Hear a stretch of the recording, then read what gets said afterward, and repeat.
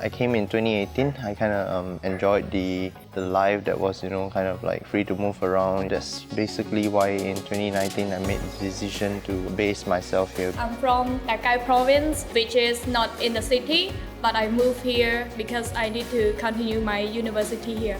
The internet more faster than my hometown, so it's easy for students and for foreigner, especially for me.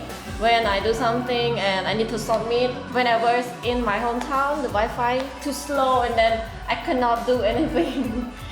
When I first came to Phnom Penh, I feel lost because the traffic here is a bit jammed and I don't know where I should go. I just use Google Maps to navigate me around the city. I use my bike to travel around to know all the places, especially my university. When I first came, I know only two places, my house and my university. Okay, so first it was my parents who was here for already 2 years before I even came, and they told me about their lives here, how they got settled in really quick, and then they told me about the culture here and how they assimilated to the lifestyle here in Cambodia. And I was actually very intrigued, so I did my own research and I figured why not, I just graduated, so why not venture to overseas to work and have working experience before I continue my master's and my PhD. My parents have a house here, so I'm just staying with them. Yeah, it's not really hard to get settled in. Coming to Cambodia is very different. It's a very different society, the environment's different, the people and the culture, everything is like a stark contrast compared to Singapore. I'm pretty set on, wanting to be based here. And yeah, I do enjoy the life, I do enjoy the pace that we are in, and it's a lot slower and a lot more comfortable, like I don't feel so much pressure. And I think that is key for me to, kind of have a good momentum in life. So my lifestyle is pretty chill. I go about with tuk-tuk. It's not very expensive and it's very convenient. You get to book it through the app. My commute to school is pretty easy. I go to work in the morning, I come back in the evening, have dinner, and then maybe bring my dog out for a walk. So until now, I live in the city more than 10 years. So I found that in the city is more challenges.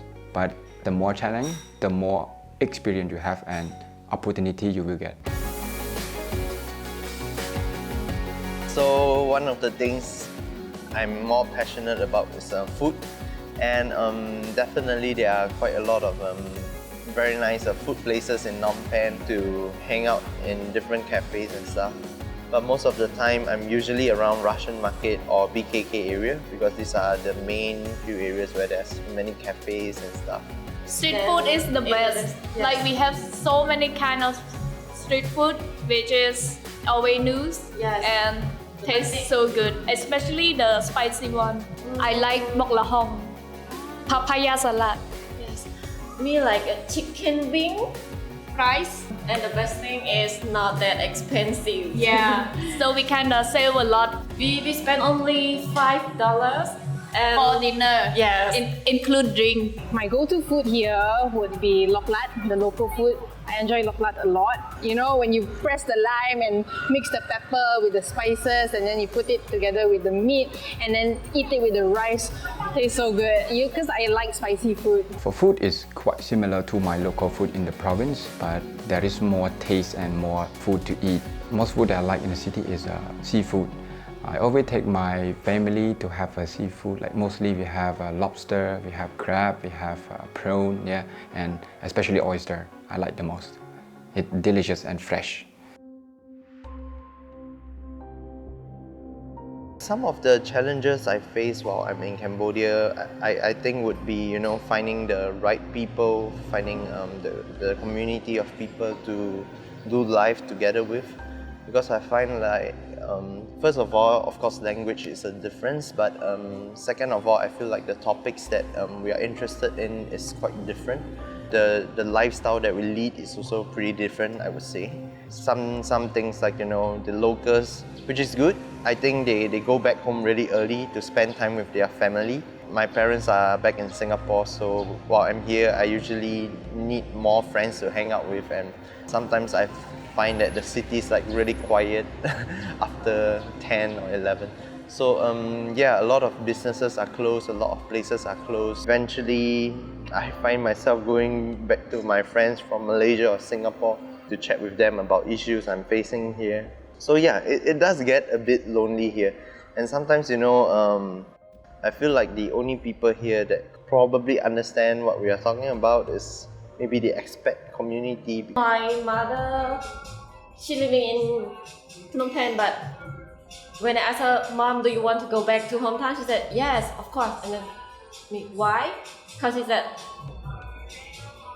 life in province and Phnom Penh is not the same.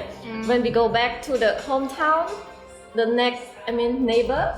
Our neighbor. Yes. Even they make some food, they always share together. So even They got the bowl. Yes. And then hey, here's the food. would you Today like we to cook this one. Would you like to try it or something Yeah. like that? Because here, like if we live like connected houses, some neighbors don't even talk to each other at all. One of the other things that I would be very interested to invest my time and my effort into is this passion project of mine called Unfold Cambodia, where it's basically a Christ-centered community where people from different walks of life gather together and come into this place to just do life together. And I think one of the things that we are focusing on is creativity, which is something that, you know, I'm very passionate about. I feel that a lot of people in Cambodia would really searching to have this space where people can express themselves, where they can, you know, create something of their own. Yeah, that's why we want to create this space where we can empower people, where we can share skills together, where we can work on something collectively. So yeah, I really hope that, you know, a few years down the line that we can really see this group grow and to see more of these young people rising up. And whenever someone always talks to me about the future in Cambodia, of course it's something that you are a lot more nervous about because you really don't know what's going to happen. You're in a foreign land, there's not much things to tie you down here. And you know, like things could change any moment, and but yeah, I choose to still try to invest in this future right here. And I would say one of the main things that I would be focusing on is to have a career here. You know, looking forward to eventually 5 to 10 years down the road to set up my own business here. Like I want to do business here, but I want to retire in my hometown. I want to have my massive income here, even though I'm not trying so hard to get a customer. I plan to have like a passive income for my retired life and enjoy the life in the countryside rather than in the city, because in the countryside it's more peaceful, relaxed, and I want to hear the sounds of nature and do some agriculture, like a small farm around my area in the house. I would like more students. That way I can have more classes and eventually have my own tuition center, working alongside teachers, you know, just to generate side income and eventually become a business and can expand and can collaborate with other teachers to make more schools in different branches in different parts of Phnom Penh. Hopefully that becomes a reality because I'm actually starting to like it a lot in Phnom Penh and in Cambodia. So that will be a pretty nice start for me. And I will get to have my own business, and that would make my dream come true. Cambodia's a very interesting place, and I feel like it's very undiscovered.